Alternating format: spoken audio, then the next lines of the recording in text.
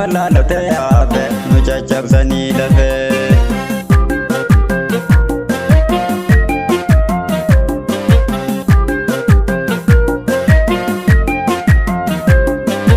Ajeegota Oromoo garaan koona laalate sanyii tattasaa biirru mucaa rabbi jaalate wayii leenca Oromoo katiinni galaafate barreeffame seenaan kee galmee gootota irratti falmaa jira Oromoon alaa biyya keessatti indhaabanna siidaa kee barbirbirsa goorotti ajeen falmataa saaba dhugaa jirtu dubbate fardi sun ka Oromoo mililiktu fuudhate galuu qaba fardichi dhalootatti dhaamate osooma waliin jirru aceemaa nu deessite jireenya jiruun taane nutti golgoleessite addaan baane gargaari garaa nu madeessite akkaasin awwaalaanne birraa nu fageessanii alaabaan tanaaf taanya ittiin si gaggeessanii duguugaa sanyii fiitu kanaan mirkaneessanii abbaa keerra Oromoo Jawaarii lukkaamsite sabboontota Oromoo hidhaatti ol saamsite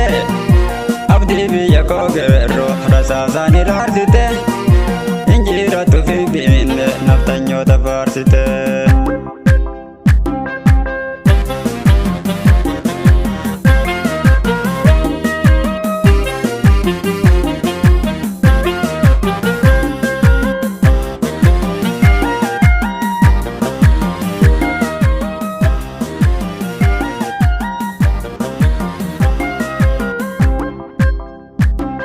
Lafa galgaleessite qabsaa'ota Oromoo walitti qindeessite lubbuu kaballeessite onnee nu madeessite madolaalate hafe nu caccabsanii lafee. Lafa galgaleessite qabsaa'ota Oromoo walitti qindeessite lubbuu kaballeessite onnee nu madeessite madolaalate hafe nu caccabsanii lafee.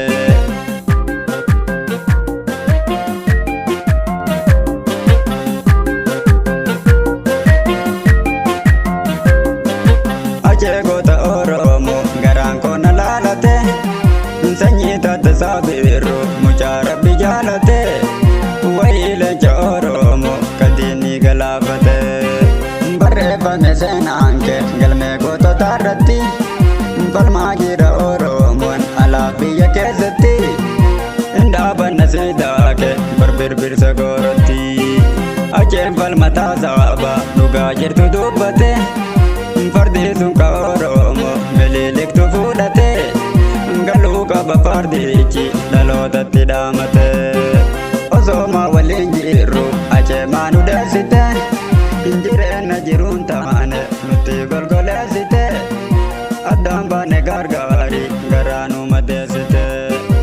akkaasin awwaalaanne birraa nu fageessanii